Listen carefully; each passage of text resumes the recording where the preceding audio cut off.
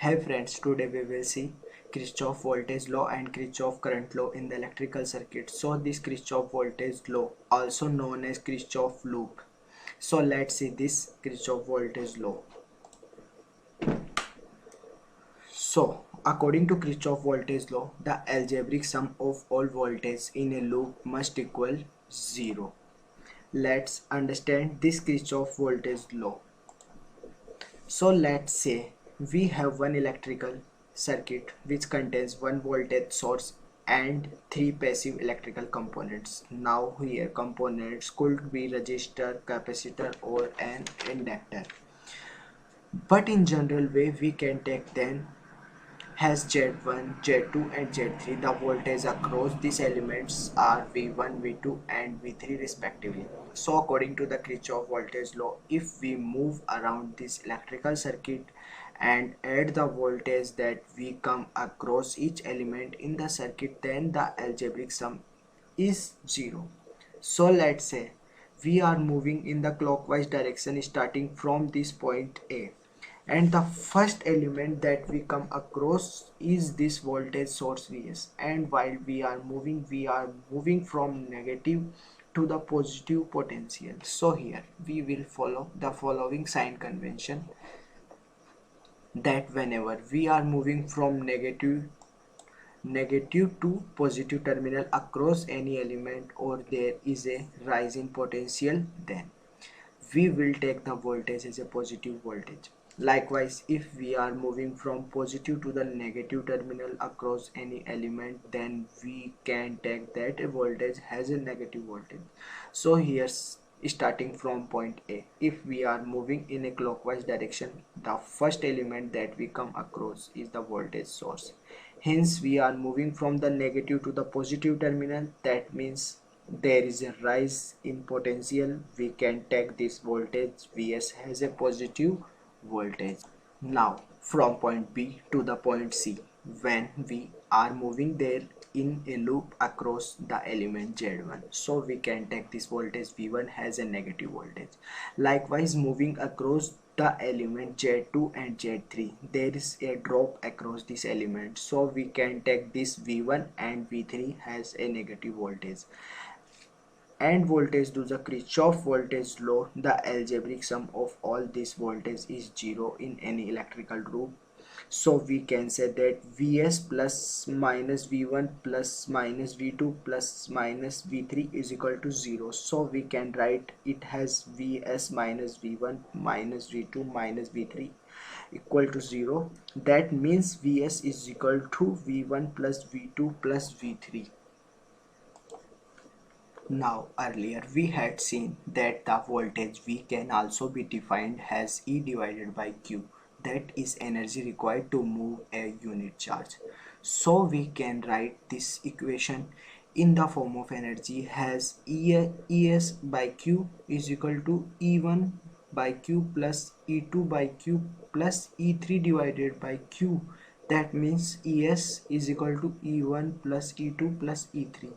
So looking at this expression, we can say that the energy supplied by the voltage source is equal to the energy dissipated across these three passive components. So we can say that energy supplied by the voltage source into the circuit is equal to energy consumed by the passive components in the circuit.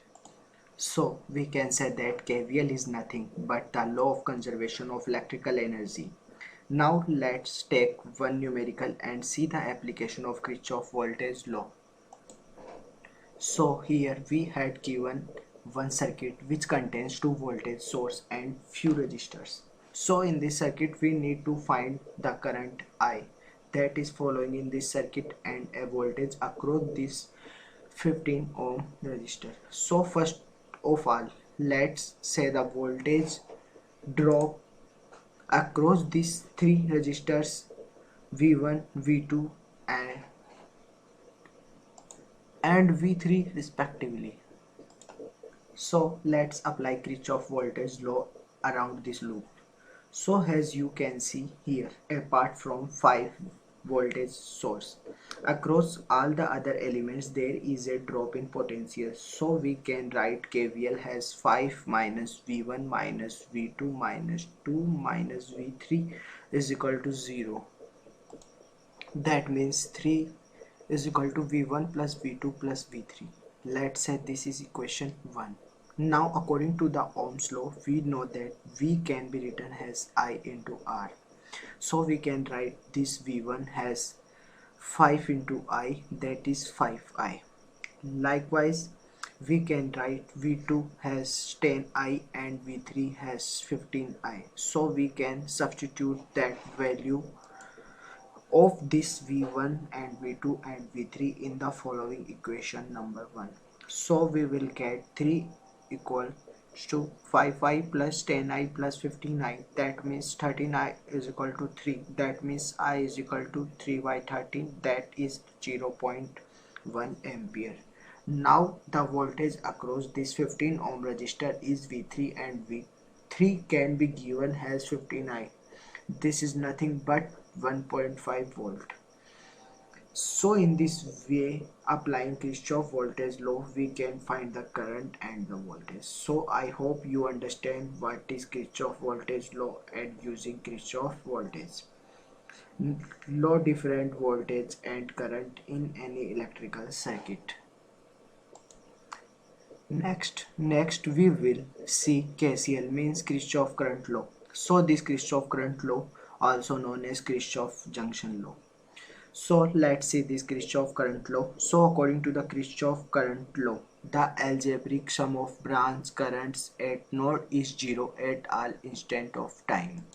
Or in simple way, we can say that at any node junction in a network, the sum of currents flowing into that node is equal to the sum of currents flowing out of the node. So let's understand it by taking a simple example. So let's say we have a one in a network which contains 5 branches. The current in these 5 branches is I1 to I5 respectively. So here we use the following sign convention, that whenever the current is entering into the node, we will consider it has a positive current. While current is leaving the node, then we will consider it has a negative current. So here, as you can see, current I1 and I2 and I3 are entering into the node, so we can consider them as a positive current. Which current I4 and I5 are leaving the nodes, we can consider it as a negative current. And according to the Kirchhoff law, the algebraic sum of all this current is 0. So we can write I1 plus I2 plus I3 minus I4 plus I5 is equal to 0. Or we can write it as I1 plus I2 plus I3 is equal to I4 plus I5. That is the current which are entering into the node equal to the currents which are leaving the node. Now earlier we had seen the current I can also be defined as Q divided by T, that is the rate at which charge is following. So we can write this equation as Q1 divided by T plus Q2 by T plus Q3 by T is equal to Q4 by T plus Q5 by T.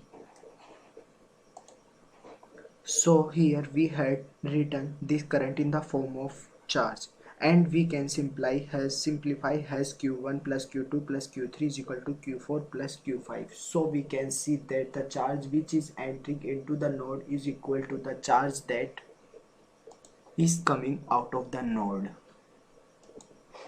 So we can say that this Kirchhoff current law is nothing but law of conservation of electrical charge. That means the sum of the charges that is entering into the node is equal to the sum of the charge that is leaving the node. So now let's take one numerical and see the application of this KCL. So here we have given one circuit which contains 3 nodes A, B and C and current I1 to I1 to I6 are the current which are flowing through this circuit. We had given some of the currents, we need to find the current I6 that is entering into this node B. So to find this current I6 we need to apply KCL at node B. So let's apply KCL at node B. So after applying KCL at node B, we will get I3 plus I6 is equal to I1. As current I3 and I6 are the currents which are entering into the node B, while current I1 is the leaving the node B. Now here we had given I1 is equal to 2 ampere, so we can substitute this current I1 has 2 ampere in this equation. So we can get I6 plus I3 is equal to 2, or I6 is equal to 2 minus I3. So let's say this is the equation 1. Now here still current I3 is not known. So to find this current I3 we need to apply KCL at this node C. So by applying KCL at node C we will get a I2 plus I5 is equal to I3. Now here had given I5 has minus 4 ampere, so we can substitute this I5 as minus 4 ampere in this equation. So we will get a I3 is equal to I2 minus 4. And let's say this is the equation number 2.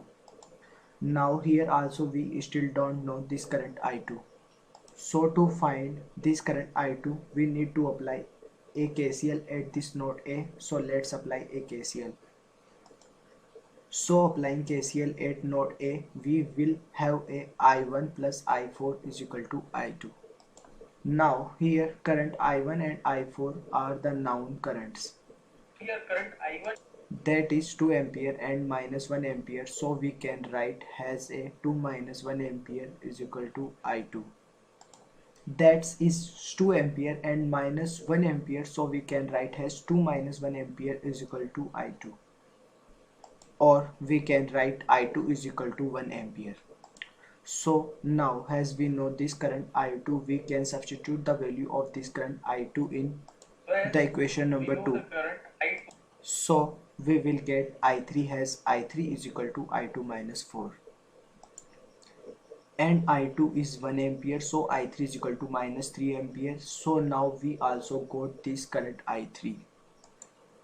So now we also got this current I3. So now we can easily find this current I6. So we had seen that equation number 1 that I6 can be given has 2 minus I3.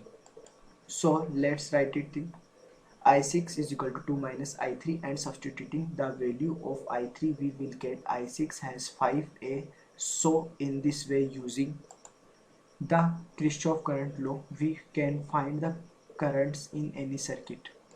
So I hope you understand what is Kirchhoff current law, and using the Kirchhoff current law how we can find different currents in electrical circuit.